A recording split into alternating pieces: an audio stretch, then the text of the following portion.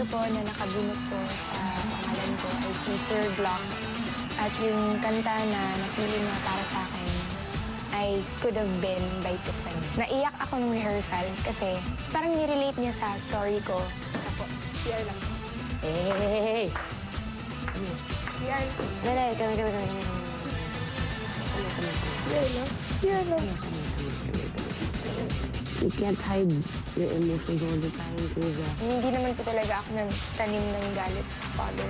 Siguro din po may purpose din si God kung bakit niya kami, nagkahiwalay kami. Kasi dahil doon, parang ang dami kong natutunan.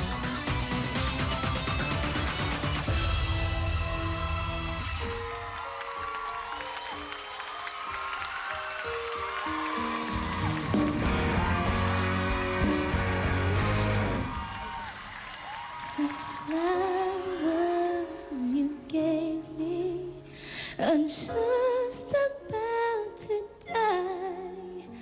When I think about what could have been, it makes me want to cry.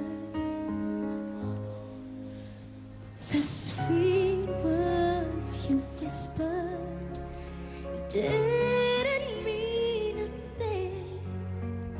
I guess our song is over as we begin to sing. Every time I get my hopes up, they always seem to fall. So what could have been is better than what could never be. And all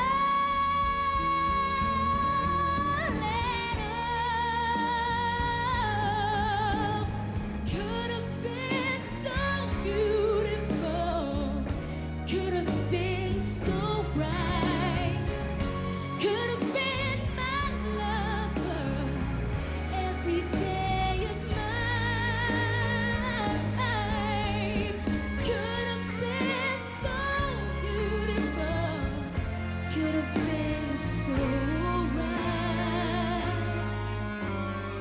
I'll never hold what could have been on a cold and lonely night.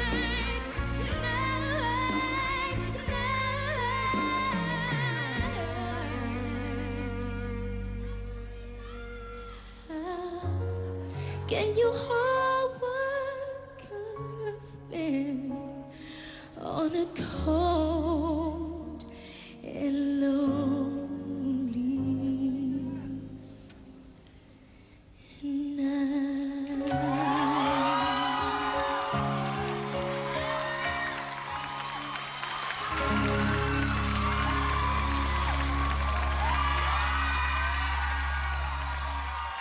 Carissa, ladies and gentlemen, Direk Bert.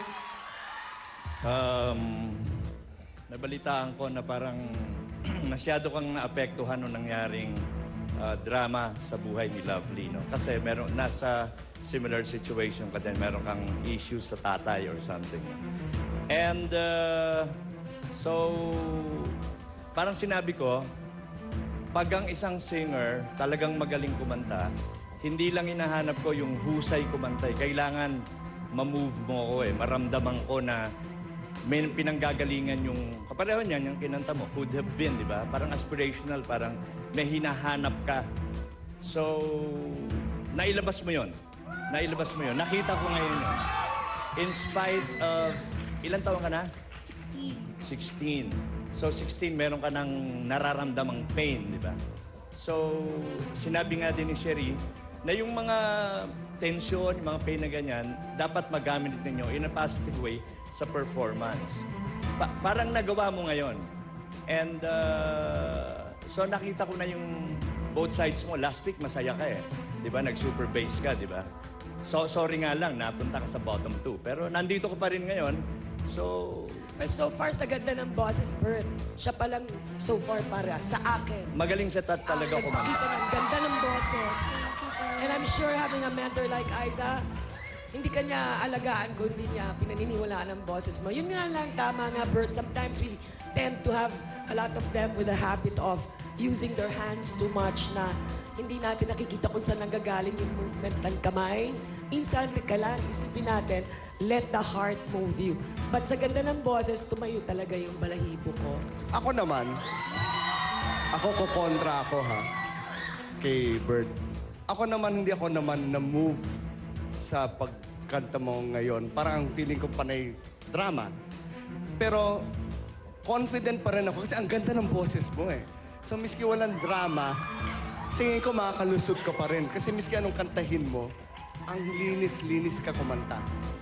So, yung mag-ano lang ako. Parang, Pero sa nakita natin, may drama din yung buhay niya, di ba? oh, definitely. So, Babae kasi. nagamit. Madrama talaga kami. Gusto ko lang tanongin si Aiza, ano ang feeling mo dun sa choice ng song na binigay ni Glockmine? I think bagay na bagay sa kanya. That's why we were able to use her story, no? Para mas maging, mas magkaroon ng kwento. Kasi po, well, sorry sir, I have to disagree with you, no? Na sinasabi mo na may drama ganyan. Kasi para po sa akin, and naniniwala ako na, of course, you're a songwriter. And ang artist, ang singer, kaya nagiging art ang singing, is kapag nailalagay mo yung sarili mong interpretasyon sa isang kanta. How do you make it your own? Ginawa na ni Tiffany yan eh. So how did she make it her own? I think she did amazing. Alam mo yan sa ginawa niya kanina. Kasi ginamit niya yung kwento niya para maipakita sa mga tao na ito tong kanta na to. And I think she did just that. All right. Very, very proud of this kid. Thank you, Aiza, and thank you, Criza. Ito, tanay naman natin sila kayo. Na-touch ba kayo sa pagkanta ni Criza? If yes, vote for Criza by texting Protege space Criza and send to 367 or 2344. And now, check natin yung ating live ranking.